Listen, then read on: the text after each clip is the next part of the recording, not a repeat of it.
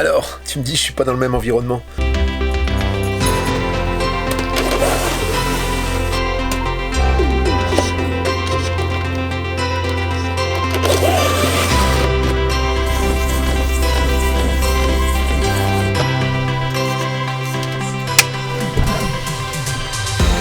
Oui, je suis dans le petit immeuble que mon abonné m'a laissé pour le vendre. Et ben du coup c'est un petit peu à l'arrêt, mais bon, on sait jamais.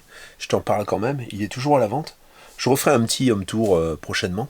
C'est un 2009, il a 76 000 km, motorisé par un Fiat 2 litres 3, 130 chevaux. Il fait 6 mètres de long, t'as un couchage au-dessus. T'as le lit là sur le côté ici qui se transforme en couchage. Il a tout le confort, le four, le grand frigo. C'est un Nimmer 508 CL, finition exclusive, qui est comme neuf. Donc si t'es intéressé, petite adresse est là. Tu m'envoies un message et puis on voit ce qu'on peut faire. Je vais essayer d'y passer une nuit là, je pense, dans le courant de la semaine, je pense. Pour te montrer un petit peu comment ça se passe. Voilà. Ce qui m'embête, c'est qu'il n'y a pas d'eau, quoi. Si je veux prendre la douche, alors il est juste garé à côté du mien. Il y a un membre de la famille qui nous a demandé comment on s'était rencontrés. Ce serait intéressant de raconter comment vous vous êtes rencontrés.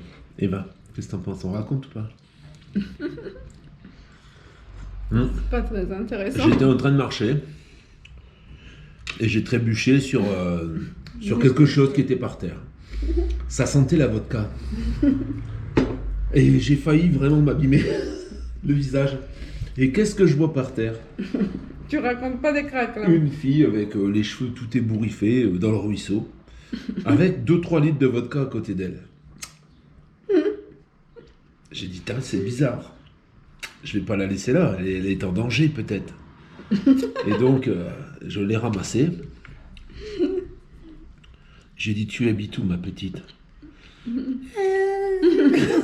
suis polonaise.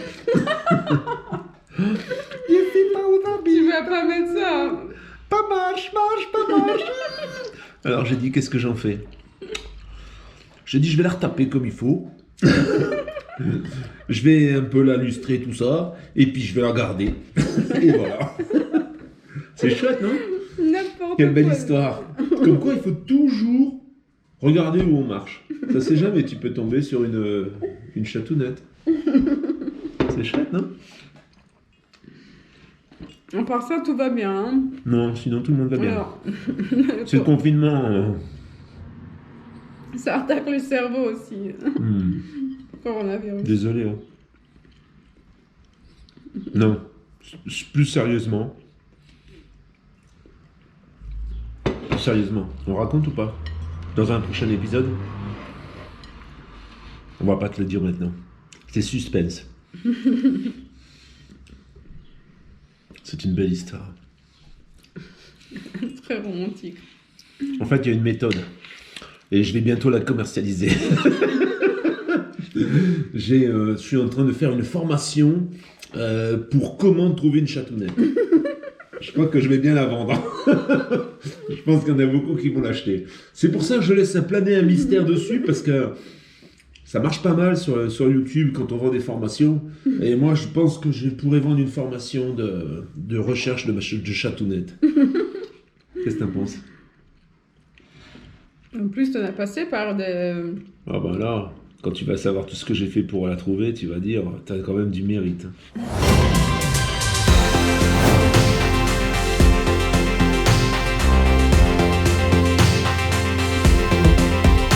Les avantages. Alors moi, je vais te parler de mes avantages. Le premier avantage, c'est la sensation de liberté. Alors je dis sensation parce que ça vient un peu en contradiction avec ce qu'on a dit hier concernant les stationnements et les contraintes qu'il y a à côté. Bon, aujourd'hui, moi, c'est plus des contraintes, hein, c'est devenu mon quotidien. Le stationnement, ça m'inquiète pas plus que ça. Je le vois surtout, je t'ai dit surtout ça, comme un débutant en fait, en me voyant dans les yeux d'un débutant.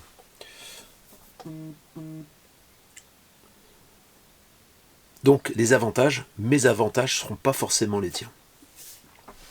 Le premier avantage, c'est donc la liberté d'être où tu as envie, la liberté d'être partout chez toi.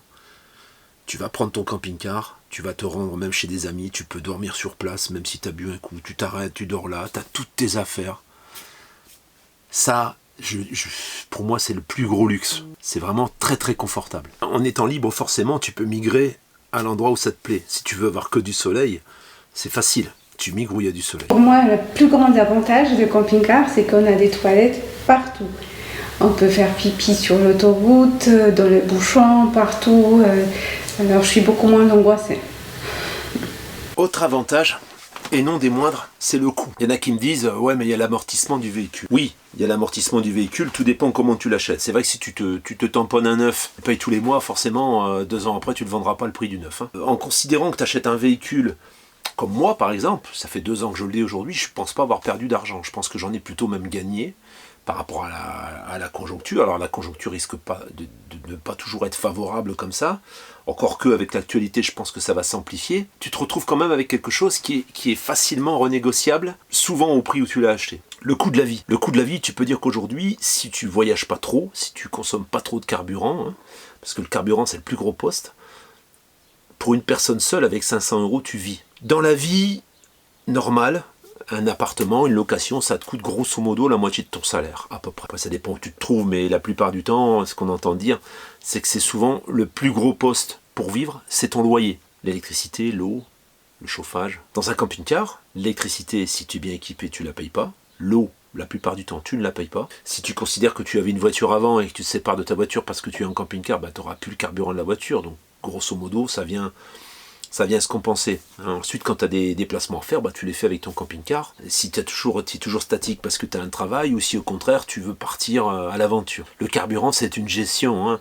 Tu peux rester à des endroits bien définis, tu n'es pas obligé de rouler. D'ailleurs, rouler pour rouler, c'est inutile. Quelquefois, il te suffit de faire 50 bornes, tu vas à 50 km de chez toi et tu es déjà dépaysé. C'est pas parce que tu as traversé le monde que tu vas avoir des choses plus belles que ce que tu as quelquefois à côté. Donc dans les gros avantages, voilà, le courant est gratuit, l'eau est gratuite. Autre avantage, et non des moindres, c'est le ménage. Les femmes vont comprendre ce que je veux dire. Dans un camping-car, en 10 minutes, tu as fait ton ménage. Hein. Ça va super vite parce qu'il n'y a pas de surface, c'est tout petit. Alors bon, il y a quelques inconvénients, je ne les ai pas trop évoqués dans la vidéo précédente, mais c'est le linge par exemple. Le linge, en effet, tu es obligé de laver à la main, ou alors d'aller dans des pressings, des lave-jet, ou souvent maintenant sur les Intermarchés, tu as des machines en libre service, où tu as le produit dedans et tout. Moi, c'est ce que j'utilise quand je suis pas à côté d'Eva. Mais sinon, voilà, c'est Eva qui me fait le linge. Alors je reviens sur la liberté, et en même temps sur le coût de la vie en camping-car. Le fait que tu aies moins besoin d'argent, tu as des petits besoins par rapport à une vie en appartement, si bien sûr tu t'es acheté ton camping-car, hein, si bien sûr tu as pu financer ton camping-car, et tu as moins de besoins parce que voilà, l'argent, tu peux mettre de l'argent de côté, tu peux continuer à travailler comme tu travaillais avant et mettre beaucoup plus d'argent de côté, mais tu peux aussi dire, moi je réduis mon activité. Je vais travailler moins parce qu'aujourd'hui j'ai moins besoin d'argent. Et du coup, tu as plus de temps pour toi. Tu as une qualité de vie qui s'améliore. Les seuls besoins, le besoin principal, c'est de se nourrir en fait. Après, le reste, les besoins comme le courant, comme l'eau, c'est gratuit. Et ça, c'est pareil. Psychologiquement, moi, je peux traverser n'importe quoi aujourd'hui. J'ai peur de rien. J'ai pas peur de manquer parce que je me dis, je suis logé. Alors, mon truc, il peut tomber en panne, hein. Ça peut arriver aussi. Il n'y a pas cette grosse charge tous les mois qui tombe, c'est beaucoup plus léger. Je suis obligé de l'associer forcément à mon mode de vie nomade en camping-car. J'espère que ça t'a un peu éclairé, puis que ça t'a un peu réconforté par rapport à ce que j'ai dit hier, et il fallait que je le dise parce qu'il ne faut pas non plus voir toutes les choses en rose. Hein. On n'oublie pas ce que j'ai dit hier, hein, et ça reste quand même, hein, les petites contraintes. Demain, on va rentrer un peu dans le vif du sujet, on va parler de l'outil, en fait, qui va te permettre d'accomplir ce petit changement de vie. On va parler des différents choix qui s'offrent à toi pour ta nouvelle habitation. Qu'est-ce que tu peux choisir, quelles sont les différences, comment tu dois te positionner en fonction de la constitution de ta famille. Moi, je disais par contre, quand j'aurai mon camping-car à moi, pour éviter de vider la cassette, ce que je vais faire pipi caca partout autour. Alors, le jour ça va être chouette. Ça va être chaussée glissante autour du camping-car. Pour éviter. Bravo. Hein. Parce que les toilettes sèches, je sais pas, ça doit sentir aussi. Hein. Les toilettes sèches dans un camping-car, on en parlera. Hein. De toute façon, je pense que c'est pas très adapté en fait. C'est pas vraiment des vraies toilettes sèches. Mais même moi, je ferais des vrais avec les copeaux du bois, Un pot de chambre, tu peux mettre dans chez toi alors, c'est ça? mais avec des copeaux de bois. Un pot de chambre avec des copeaux de bois. Ouais. D'accord. Comme ça, Et tu vas jeter où? bah c'est toi qui vas jeter. Sinon, tu fais trou dans le sol de camping-car et tu fais pipi dans le trou, comme ça tombe sur le chaussée. Comme sur le dans le train. D'accord, tu as toutes les idées toi, hein? Faut pas te suivre à vélo ou à c'est moto, parce que la chaussée glissante. quand t'es à l'arrêt. Quand t'es à l'arrêt. D'accord, ça t'as pas froid en même temps l'hiver. À demain, À demain. 7h30. On compte sur toi. Ciao ciao.